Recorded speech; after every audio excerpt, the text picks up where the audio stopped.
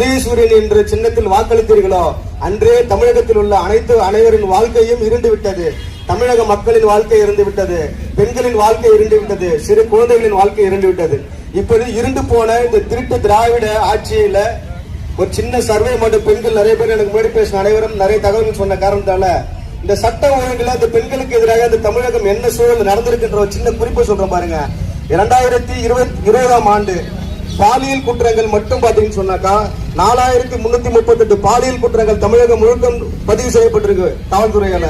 அதே போல 2021ல 4465 வழக்குகள் பதிவு செய்யப்பட்டிருக்கிறது. 2023ல 4581 வழக்குகளும் 2024ல 6975 வழக்குகளும் பதிவுபட்டிருக்கு. பதிவுபடுறது பார்த்தீங்கன்னா 100லிருந்து 500 1000 எண்ணிக்கை கூட்டிட்டு இருக்கு. ஒரு நல்ல ஆட்சியில எப்படி இருக்கணும், சட்டங்கள் எப்படி இருக்கணும், தண்டனைகள் எப்படி இருக்கணும், ஒரு குற்றம் எண்ணிக்கைன்றது ஒரு நல்ல ஆட்சியாளருடைய ஆட்சியில குறையிடமே தவிர கூடுது. காரணம் என்ன? ஆட்சியாளர் ஒரு நல்ல தகுதியற்ற ஆட்சியாளர் ஆட்சி செய்யும் போது, ஒரு தகுதியற்ற தலைவன் ஆட்சி செய்யும் போது இந்த நாட்டில் இருக்கக்கூடிய அனைத்து குடிமக்களுக்கும் இன்னைக்கு ஒரு பாதுகாப்பற்ற ஒரு சூழல்.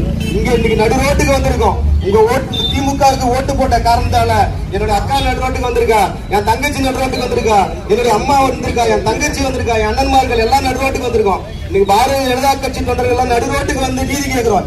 எதுக்காக கேட்கிறோம்? பெண் பிள்ளைகளுக்காக. தாயிற் சிறந்த கோயிலும் இல்லை, தந்தை சொல் மிக்க மந்திரம் இல்லை என்று நம்மளை படிக்க வச்சிருக்காங்க. அப்படி தாயிற் சிறந்த கோயிலும் இல்லை என்ற உயர்வா சொன்ன, அப்படி பண்பா வளர்த்த நம்மளுடைய தமிழக மண்ணுல இன்னைக்கு என்ன நடந்துட்டு இருக்கு?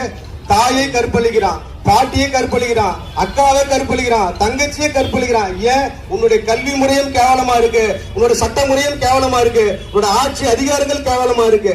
ஆட்சியாளர் எப்படி இருக்கணும், ஒரு அமைச்சர் எப்படி இருக்கணும், ஒரு குறைஞ்சபட்ச தகுதி கூட இல்லாத அரசை தான் ஸ்டாலின் அவர்கள் நீங்க நடத்திட்டு இருக்கிறீங்க.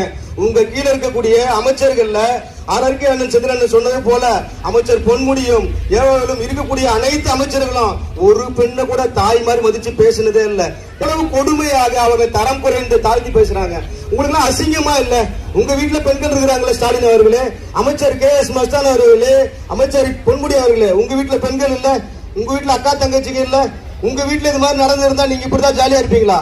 இங்க விழுப்புரம் மாவட்டத்துல இங்க இருக்கக்கூடிய திமுக சகோதரர்கள் கூட்டணி கட்சிகளும் இந்தியோட நகராட்சியில ஒரு பெண்ணோட இடுப்ப தடையை ஒருத்த மன்னிப்பு கேட்கின்ற பேர்ல அத்தனை கூட்டணி கட்சிகளும் திமுக சொன்ன அத்தனை கூட்டணி கட்சிகளும் ஜாதிக்காக முக்கியத்துவம் கொடுத்து ஜாதி உயர்ந்ததுன்னு சொல்லிட்டு பெரிய போராட்டம் பண்ணி இதே காந்தி சிலை அருகில் பல போராட்டங்கள் பண்ணாங்க.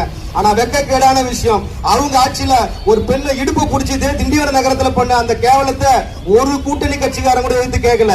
அதே போல இந்த கடந்த ஆட்சியில்